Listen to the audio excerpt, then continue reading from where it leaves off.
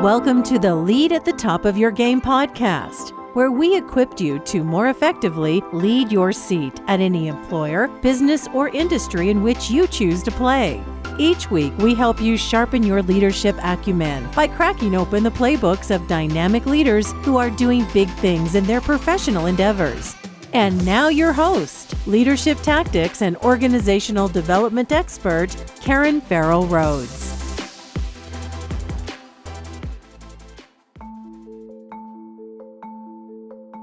It's an interesting thing when you're trying to innovate or trying to be different is you've got a task not only to convince someone to use you as an organization, but convince them of the technology or the solution that it's going to be something that'll be ubiquitous at some point. So nobody wants to be first. It's the old adage, no one got fired for hiring IBM or for hiring Microsoft. So it was difficult because we were fortunate to be in front of some of the biggest companies in the world, which was just an incredible opportunity for us. Hello, my superstars. This is Karen, and welcome to another episode of the Lead at the Top of Your Game podcast. We are just super pleased to have on today's show, as part of our Chief Technology Officer series, Len Covello, who is the Chief Technology Officer at Engage People. Now, Engage People is a company whose mission is to integrate loyalty into every consumer transaction. And I know you're dying to know, what in the heck does that mean? Well, when I tell you they are trailblazers in this area, they truly, truly are. And we're going to give Len a chance to really explain to us what that means and the impact that they're making in the world of business. But Len oversees the long-term technology vision of the company, and he's responsible for driving continued innovation, both to help delight their customers and while also helping the company to exceed their business goals. And he definitely has a passion about web-based application development across a variety of businesses. He loves the user experience and process automation. So believe you or not, he is not all nerdy. He is very multidimensional and he brings a ton to the table. So welcome, Len, to the podcast. Thanks, Karen. It's a pleasure to be here. Looking forward to this. Oh, same here. Same here. Well, we're so interested in hearing your perspective as a Chief Technology Officer, and that's a big weight on your shoulders, I'm sure, especially these days when technology changes at the nanosecond. But before we dive deep into that, we'd love to know a little bit about you personally, just to break the ice a bit. So just for as much as you feel comfortable, can you give us just a sneak peek into your life outside of work? Sure. So married with 3 boys. So I used to call them young boys, but they're getting older. So kind of a blur. The day starts in the morning, work happens, and then the 3 of them are just pretty incredible individuals and they're so unique. So I get a lot of pleasure, my wife and I, from, being spectators and watching them turn into fine young men. So a big thing for me is just to be a part of their life. They all have their own passions. It's sports, it's music, it's school and academics. So that's really what keeps me excited, is the ability to spend time with my family. And I learned that early on from one of my mentors, is to be present. So as much as we work really hard, we always use the phrase work hard, play hard. And that's an incredible thing to do. Absolutely. Well, it sounds like they're multidimensional as well, and it probably keeps your household hopping and entertained, I'm sure, with all of their extracurricular activities. So, well, sounds like you have a fantastic family, and congratulations on 3 fabulous boys. Oh, thank you. Well, thank you for sharing that. Let's go ahead and start out, if you don't mind, Len. Can you share a bit about your journey in selecting the field of technology and how you rose to be the Chief Technology Officer of Engage People? It kind of happened. It's one of those things where when you're forward looking, you kind of overthink what you can accomplish in a short amount of time, and under your vantage point of where you'll be in 15 years, you really can't see that far ahead. So I started as a techie. I loved building things, web-based applications online. The internet was a lot more, I'll call it, immature back in the day. So we were able to do a lot of fun things, and you cringe when you look back at them. But that really excited me. So as I started building solutions, I started on my own, just doing some work for individuals and then doing a lot of things just out of fun. And that was really a passion. And it slowly morphed into turning into a business, where we first started just building, applications for professional services. came into the loyalty industry by accident. We were introduced to a company that was in loyalty. They ran kind of the legacy program. So, before you and I, Karen, there was that catalog that came out, and it had 3 Sony TVs that you could pick at the end of the year from your points. And that was their business. So we looked at that, and it was such an incredible convergence of what you could do with technology and where that industry could go. So we started building first solutions for that organization. They loved what we were doing. They brought us to the table. So they had a lot of foresight to bring us to the table with their clients. And then at some point, we merged the companies together. So we took that legacy loyalty company, merged it in. So the founder there joined Engage as well. And we turned into Engage People. And ever since then, we've just been building solutions. So, my role as the Chief Technology Officer was really initially just driving technology. And then I learned a lot on the go. Always transparent with everyone and the amazing people who are way brighter than I ever was that are in the organization today. And I'm still learning. So it's been a great journey. And I love the fact that I still learn every day. I know, that is wonderful. So on a side note, my listeners know my last major role before founding this firm was working 14 years at Microsoft. So while I'm not in the technology field, I was supporting, through HR and leadership development, but we were almost forced to be power users of technology. And I think about when we first joined, what the technology was like compared to what it is today. It is just like light years different, right?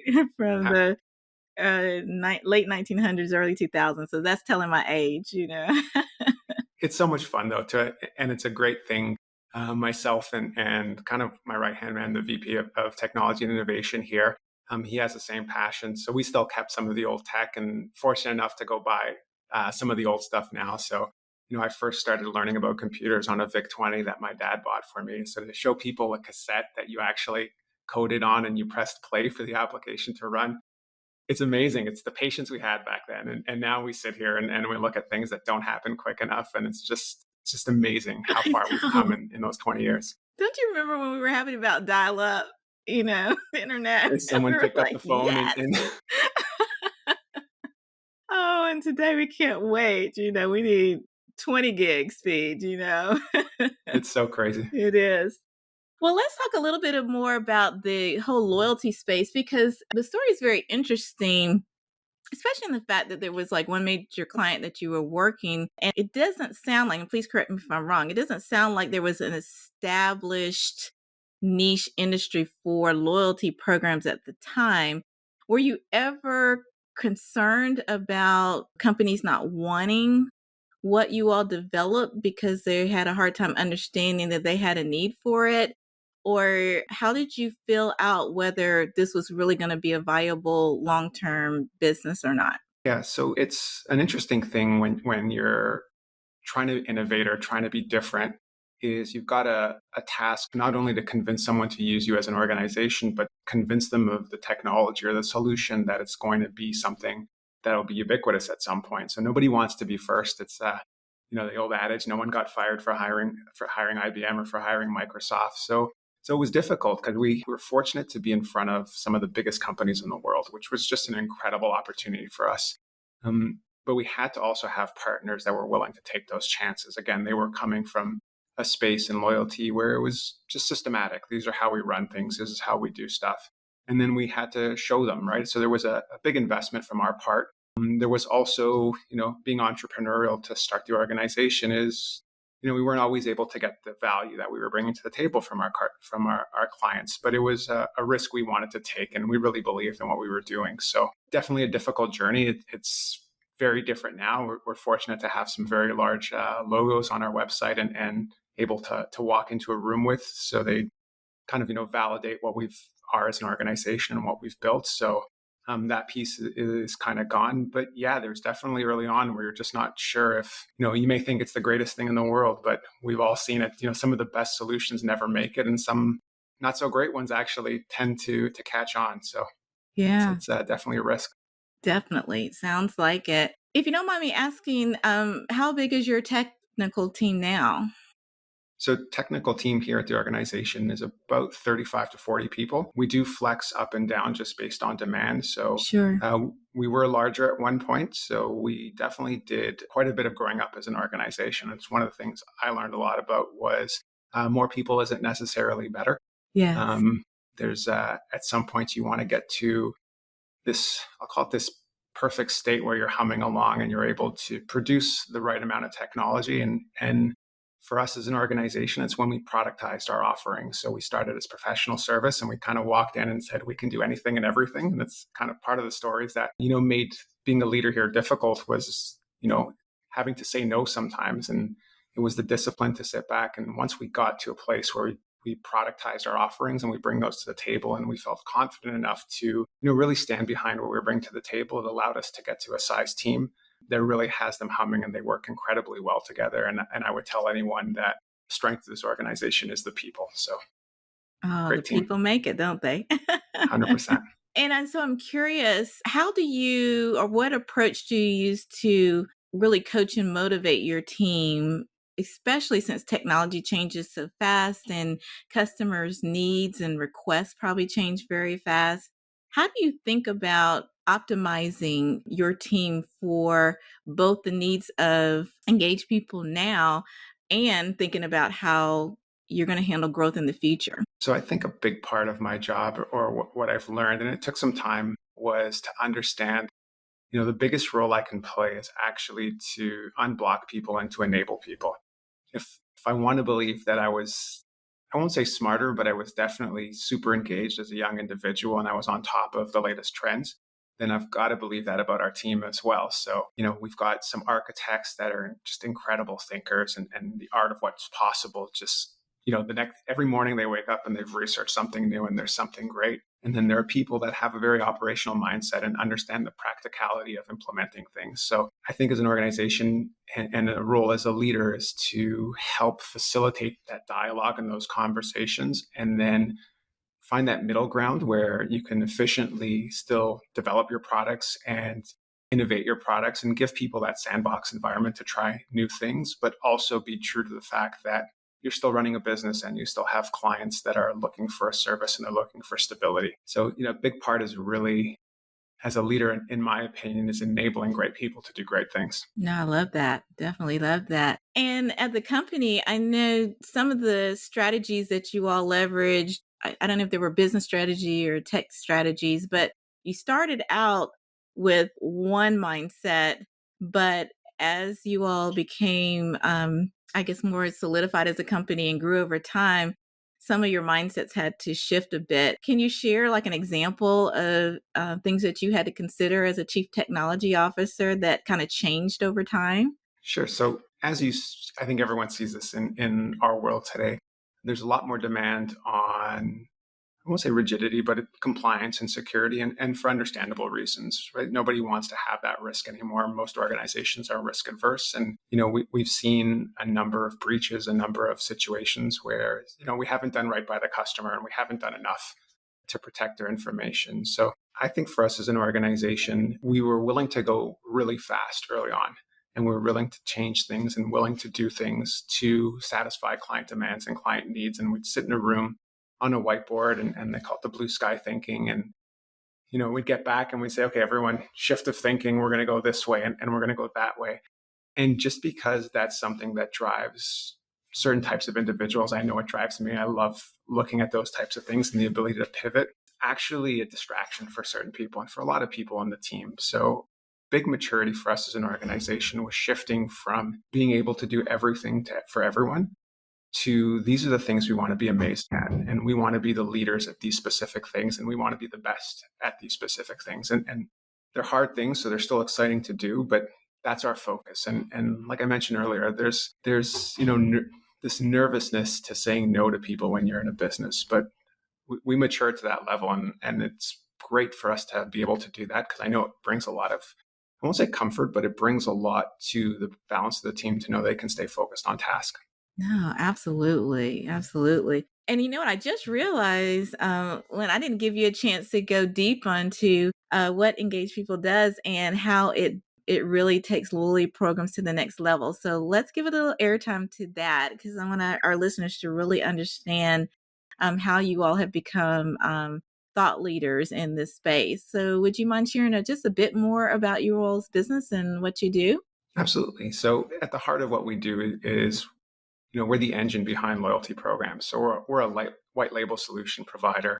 And if you pull a credit card out of your wallet today, chances are one of those logos could very well be a client of ours. But we run the programs in the background, so technology to do that. But a big focus and a lot of growth for us was understanding that a lot of loyalty was originally driven by the redemption. So a lot of people were driven by, that vacation, the proverbial toaster we still joke about today. It was that redemption item.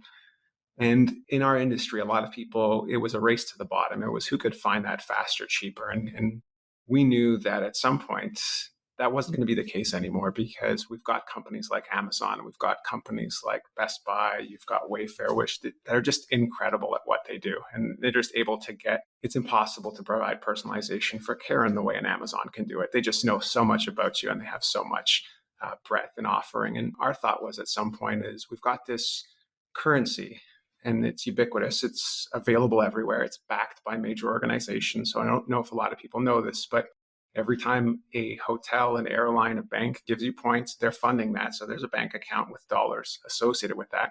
So they want you to use those points, is they want you to spend that currency, because that's really what drives loyalty. And we saw that, and we saw this currency that was available and in your wallet, that's got value. So one of our products that we brought to market, we call it Access Plus, was really building a network for loyalty currency. So we enable your ability to pay with points today at some of the biggest retailers in the world, whether it's in-store or online. It could be, filling up your car with gas, which we all know has gotten increasingly expensive over the years. You're telling me. Yeah, but that's been a big thing we've believed in. And we always saw that at some point when we talked earlier on about our mission is that's a loyalty transaction for us. That's a loyalty experience for you as a customer.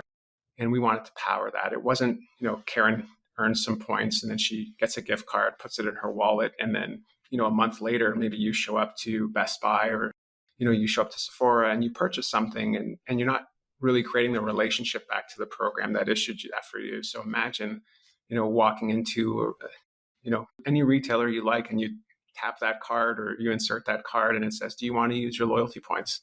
And that brings that connection back. And you say, I was able to make this purchase based on the fact that I have a loyalty relationship with an organization. And that's what we power. So that's engaged in the background, building out that network. So you all provide that platform that runs all this in the background? Correct. Yeah. So we connect. I think our head of marketing, he summed it up best, is we're the horizontal line in the H. So we connect the loyalty banks, the loyalty currency with the retailers and enable that transaction. So do I have you to thank, Len, for me spending a lot of my credit card but getting cash back? So we definitely power some of that as well. So the calculation of you doing that as well. And then when you take those points or that cash back and you use it for something, we may be guilty of that as well. So I don't know if that's a good thing or a bad thing for you, Karen. I don't know. If you ask my husband, it might be a bad thing. It's a good thing for me, but we make it work. Keep using it. We're encouraging you. Oh, that is too funny. Well, I know as you mentioned, you've been around technology almost your entire life. I think I read in your bio that you started as early as 18. It might have been a little bit even before that. So you've seen the industry grow, evolve, and change. And you started from kind of a worker bee yourself all the way up through now being a chief technology officer. So what advice would you give to fellow technology colleagues who someday dream of being a CTO? Career advice would you give? Well, there's so many lessons to be learned. I think the big thing is be a student, be open to feedback. You're going to learn a lot from people. And, I learned a lot.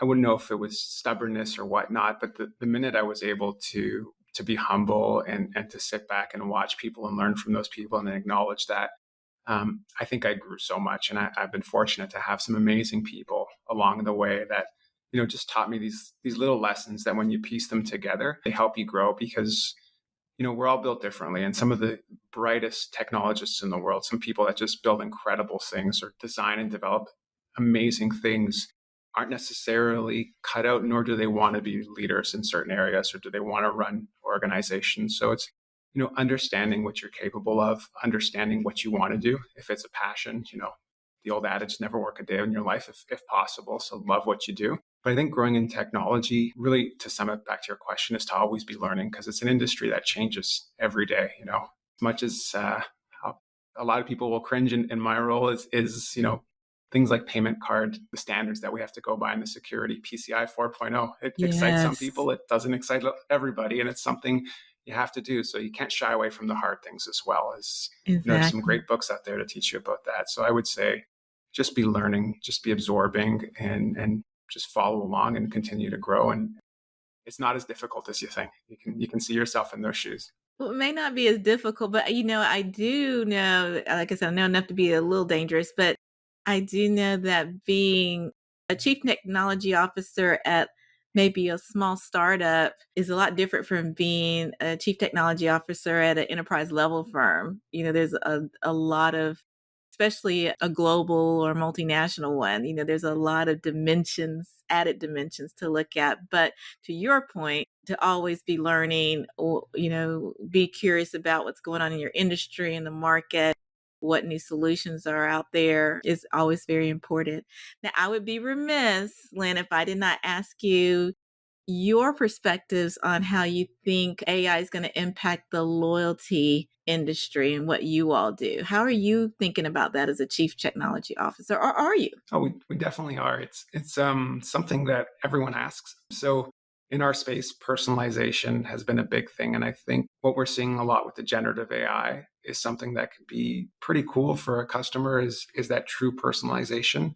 And if you think about loyalty, it's that exchange of information. These programs started because they one wanted you to frequent their location, but they also wanted data on you. So that's when those first cards got introduced. It was to swipe that card, and it was to know if Karen buys these things at these specific dates, we know we can sell her product X or product Y.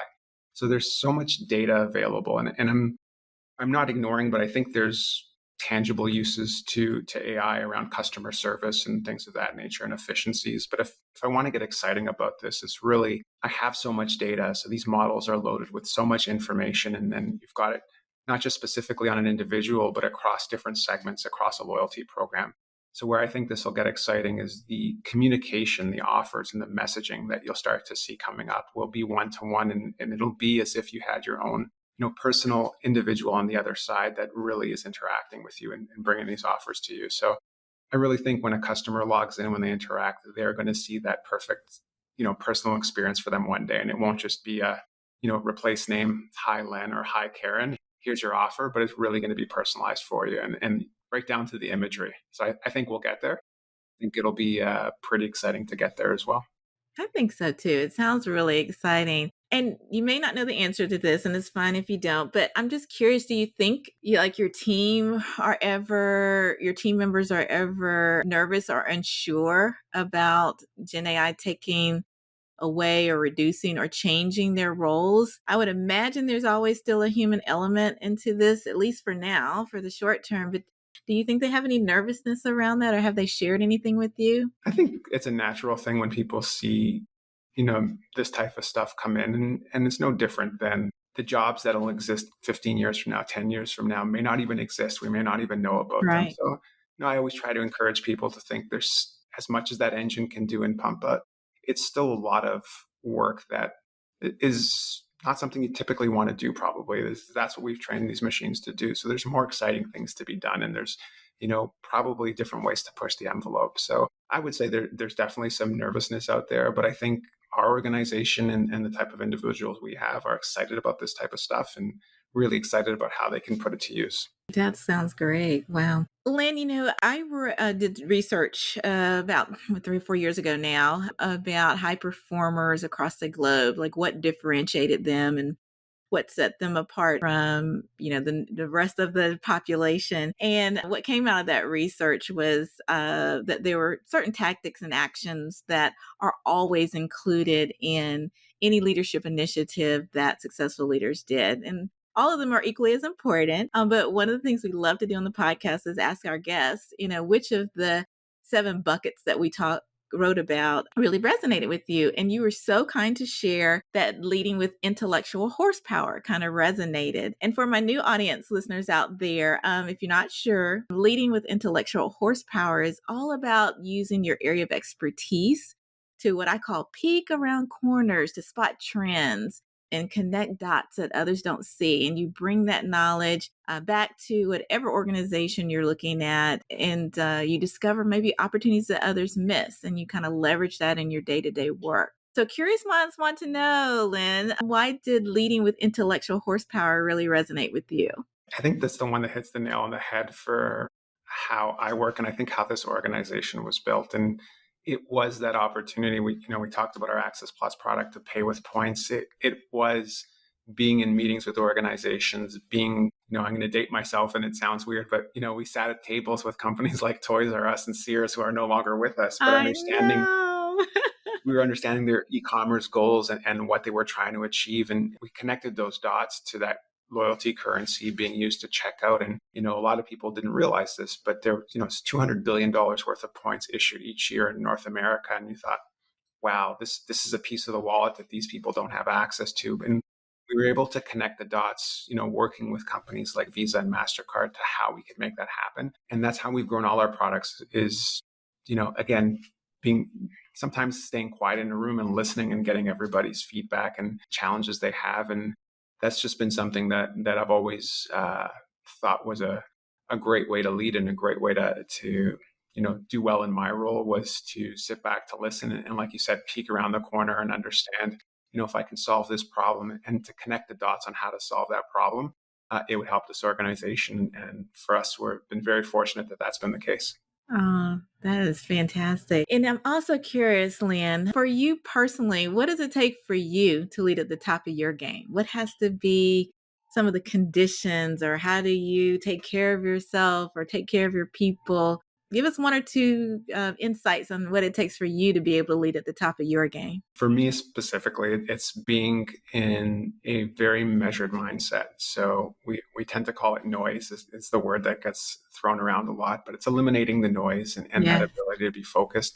I love hard work. I love challenges. Don't get stressed about those types of things. So if there's a looming deadline and, we know that there's a way to get it done, or we're not 100% sure, is I love those things, is what I really hate dealing with. And it's part of any leadership role is, I'll call it the noise. So, if there's personnel conflicts or people are having challenges, is you want to clear those up, as you kind of want to have that clean room, that clean bed, so that your focus can be there and you don't have clutter around. So I think for me to be at the top of my game, it's to feel good. So, take care of yourself physically and mentally. And then you walk in and you're able to attack things. Wow. And you're able to do that with 3 boys around.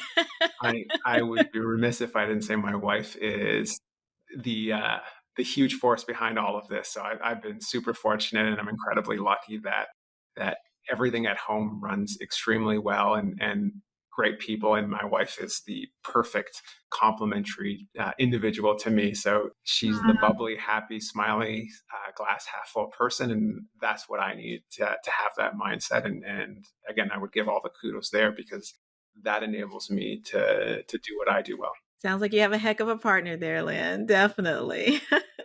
Definitely. Now, we're going to have a lot more information about you and Engage People in the show notes, but I always love to give airtime to our guests to let the listeners know where to find either more about you and or the company. So where can they find you? So best place to learn more about us is LinkedIn. You can find myself there. So at Len Covello, I'm online on LinkedIn, and that's probably the number one social channel I use as far as communicating. And I encourage people, reach out, send a question in. If you've got anything, if you're not sure, just send it. Love to have those conversations. And then our organization is there as well. So Engage People is on LinkedIn. We're on X as well. But a lot of our social media happens on LinkedIn. And then you can always visit our website at engagepeople.com. And we've got some forms there and some information. And we love to chat. We get just as excited about not necessarily opportunities, but conversations with people as we do about implementing things. So feel free to reach out. Well, thank you so much, Len, for the gift of your time. Sorry that that's all the time we have for today. I think we could have talked about another hour on this, but there were definitely some fantastic insights. I give you all kudos for the great things that Engage People is doing right now in this loyalty space, and we'll definitely be following you. I appreciate it. Thank you so much. It was a great conversation. Love having these chats. Thank you. Oh, thank you so much. And listeners, thank you too for the gift of your time. We know there are many other podcasts out there that you could be listening to. But we thank you for sticking with us every single week.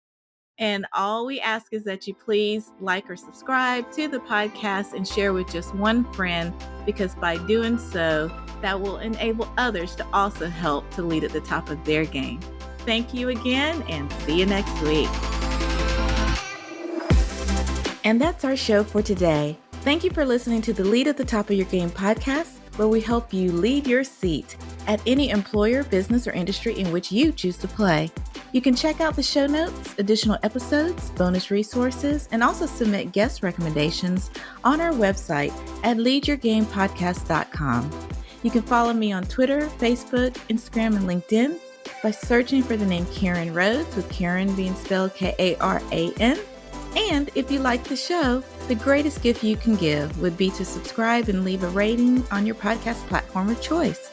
This podcast has been a production of Shockingly Different Leadership, a global consultancy which helps organizations execute their people, talent development, and organizational effectiveness initiatives on an on-demand project or contract basis.